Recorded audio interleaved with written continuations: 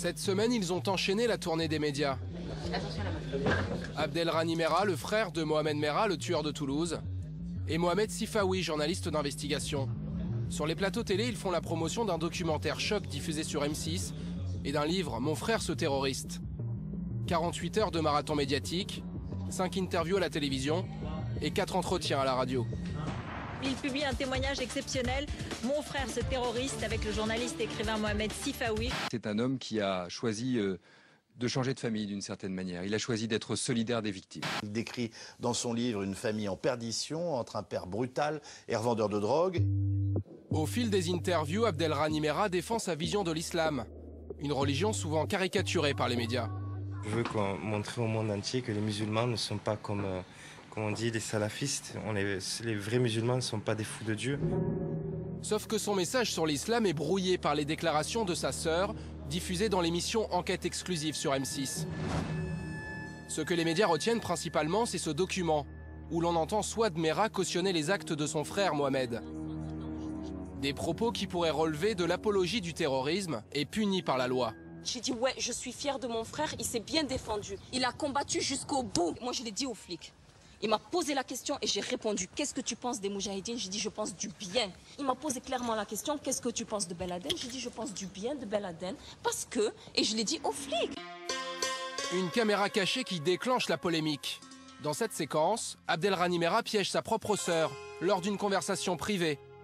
Sur cette image que nous avons floutée, le soir de la diffusion, Souad Merah apparaît à visage découvert. La controverse rattrape les auteurs du documentaire en pleine promo télé. Avec raison, on ne peut pas prendre les propos privés de quelqu'un, les mettre sur la place publique. Cacher la caméra, c'est une variante de la torture.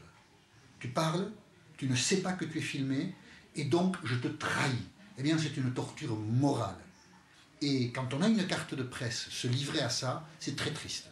À l'antenne, les auteurs du documentaire doivent s'expliquer sur cette caméra cachée. Je suis d'autant plus à l'aise qu'une partie des propos qu'elle a tenus là, en caméra cachée, elle me les a réitérés alors que je l'appelais de mon bureau pour lui proposer de s'exprimer, tout en lui disant qu'elle était enregistrée et filmée. Elle m'a réitéré une partie de ses propos.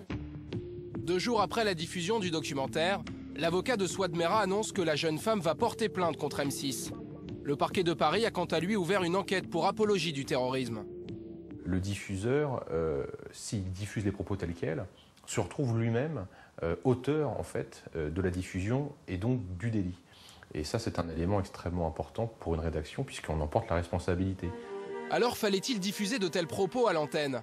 La rédaction d'M6 invoque le droit à l'information. La seule question qu'on s'est posée, c'est est-ce que c'est intéressant pour nos téléspectateurs et notre public? Est-ce que ça fait avancer l'affaire de publier, de diffuser cet extrait? La réponse a été unanimement oui, donc nous avons diffusé. Et M6 n'est pas la seule chaîne à avoir diffusé l'enregistrement. La séquence a tourné en boucle sur les télés, notamment sur BFM. Étant donné qu'il y a une procédure qui a été lancée, une enquête préliminaire, qu'en plus j'ai sur le plateau quelqu'un qui va et contredire et dénoncer ce qu'elle dit, je pense que je fais mon travail de journaliste, c'est-à-dire aussi de ne pas minimiser le danger. Je pense qu'il ne faut pas avoir peur, il n'y a pas de tabou là-dessus. Et notre rôle de journaliste, c'est surtout pas de cacher. Un argument qui ne convainc pas les responsables de l'islam de France. Pour eux, les journalistes montreraient ainsi une image déformée de leur religion. Nous regrettons véritablement la médiatisation de ces propos parce qu'ils ne traduisent en rien, mais alors en rien, l'islam vrai, celui que nous connaissons, celui de l'islam de tous les musulmans de France. Ce n'est pas de l'information, c'est de la provocation. Pour certains spécialistes de l'islam, les médias entretiendraient même un climat général d'islamophobie.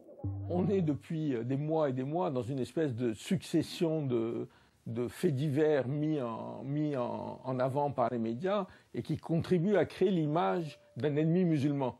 C'est-à-dire le fait que les musulmans seraient un ennemi, aussi bien parce qu'ils portent la burqa ou le hijab, à la limite parce qu'ils vont prier trop souvent à la mosquée, parce qu'ils respectent le ramadan ou parce qu'ils tiennent des propos très conservateurs.